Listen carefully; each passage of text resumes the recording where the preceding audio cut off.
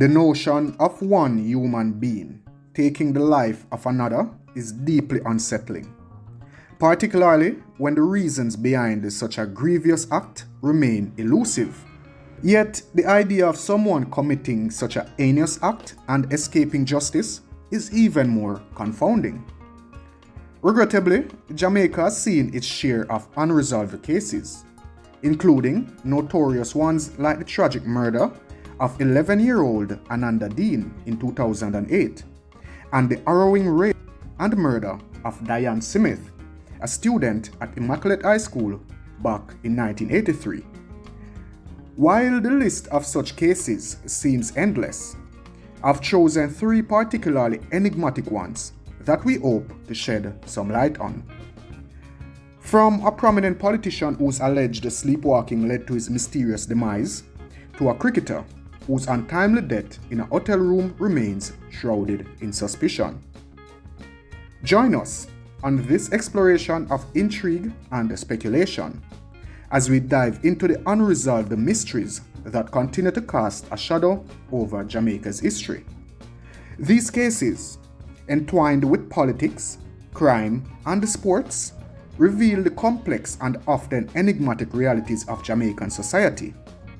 They also highlight the challenges of uncovering the truth when evidence is elusive, inconclusive, or veiled in shadows. These are some of the cases that have left an indelible mark on Jamaica's history and continue to captivate our collective curiosity. The first case is that of Kenneth Arthur Newton-Jones, better known as Ken Jones. Ken Jones was a Jamaican politician and former Minister of Communications and Works. He was born in 1924 and had a distinguished career in public service. He was elected to the House of Representatives in 1955 and became a minister in 1962. He was involved in several major projects, such as the Sandy Gully drainage system, the transatlantic telephone service, and the post office building program. He was also a good friend and supporter of Bob Marley, the legendary reggae singer. So on October 11, 1964, Jones was attending a special retreat conference with other members of the cabinet, parliament, and civil service at the Sunset Lodge Hotel in Montego Bay. He was staying in room number 12 on the second floor. Around 9:30 a.m., he fell from the upstairs balcony of his room and landed on the concrete pavement below. He was rushed to the Montego Bay Hospital, where he died shortly after from his injuries. He was 40 years old. The official cause of death was ruled as an accident, but many questions remained unanswered. How did Jones fall from the balcony? Was he pushed, or did he jump? Was he drunk or drugged? Did he have any enemies or rivals who wanted him dead? Was there any foul play involved? The police investigation was inconclusive and no one was ever charged or arrested for his death. Some speculated that Jones knew too much about the corruption and the violence that plagued Jamaican politics and that he was silenced by powerful forces. The second case is that of Lester Lloyd Coke, also known as Jim Brown, a Jamaican drug lord and the founder of the Shower Posse gang. Coke was born in 1946 and grew up in the Tivoli Gardens community in West Kingston.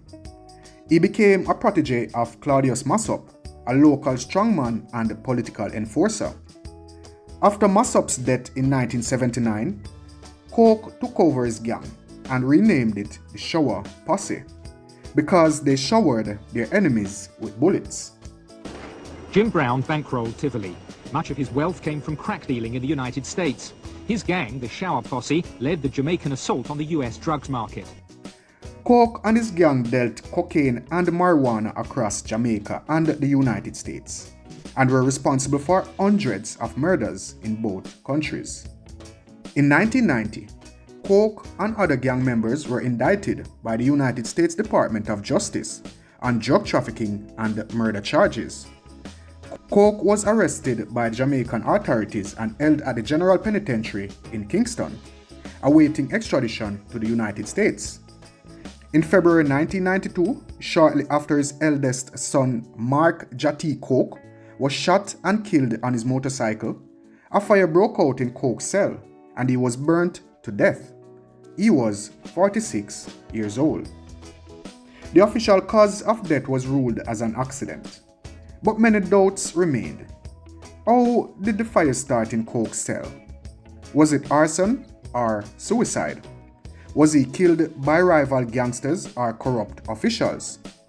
Did he have any secrets or information that could implicate others in his crimes? The police investigation was inconclusive, and no one was ever charged or arrested for his death. Some suspected that Coke was murdered because he knew too much about the links between Jamaican politics and its criminal underworld.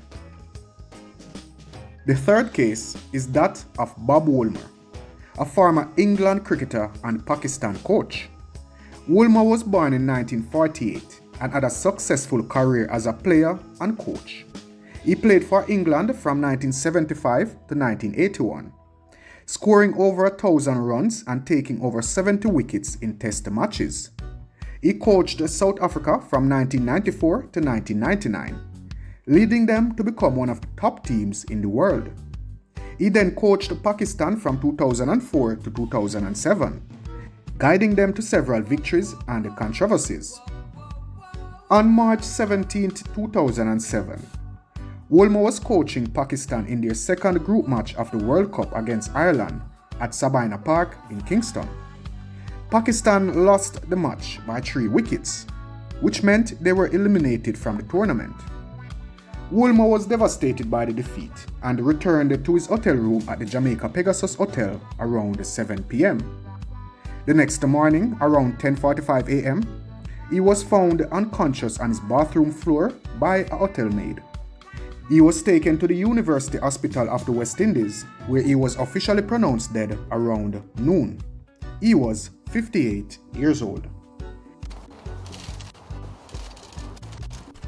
The news from Jamaica about Bob's death is devastating. It is very difficult for the family to come to terms with, and they have no idea why this happened. The pathologist report states that Mr. Woolmer's death was due to asphyxia as a result of manual strangulation. The initial cause of death was assumed to be a heart attack or natural causes, but later it became a murder mystery. On March 21st, the police announced that the autopsy results were inconclusive and that they were treating Woolmer's death as suspicious. The results of the autopsy carried out by Dr. Ira Sesaya confirmed Woolmer had met with foul play. But there was no evidence of theft or forced entry. Police were left with few leads. There was speculation that the death could be linked to his strong opposition to match fixing.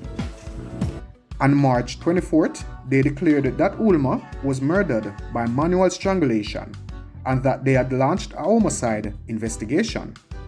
They questioned several people, including Pakistan players, officials, and fans, but no one was ever charged or arrested for his death.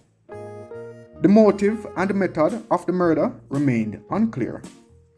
If you consider the CCTV alone, the time that Bob Woolmer went to his bedroom, to his room, to the time that he was found dead is some significant period of time.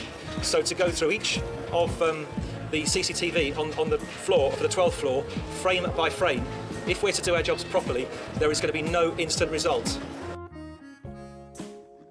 The case took another twist when 4 overseas pathologists disputed the findings of the local pathologist, Dr. Eri Sesaya, who performed the autopsy on Woolmer. They argued that Woolmer died of natural causes, such as heart failure or diabetes, and that there was no evidence of strangulation or poisoning. They also criticized the techniques and procedures used by Sesaya in his examination. In June 2007, the Jamaican police accepted the opinion of the overseas experts and closed the murder investigation.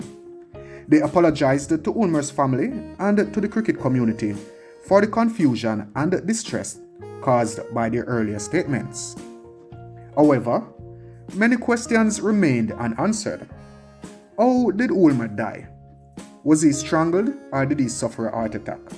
Was he poisoned or drugged? Did he have any enemies who wanted him dead? Was there any foul play involved? A coroner's inquest was held in November 2007 to determine the cause and manner of Woolmer's death.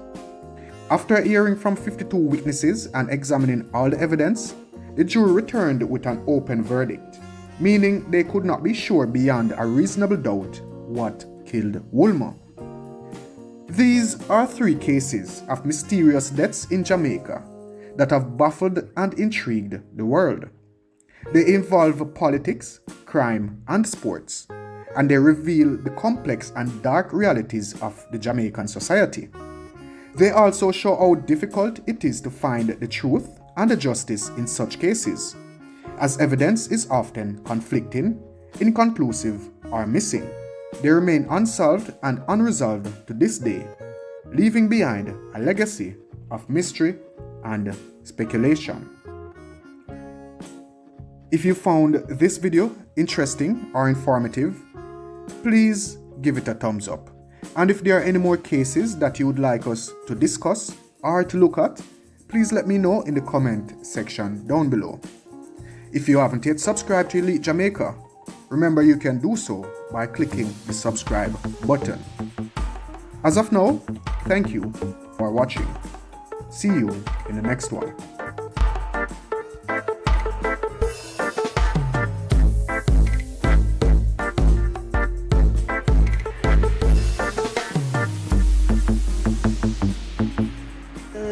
Jamaica. Don't forget to drop a like and a comment. Don't forget to subscribe.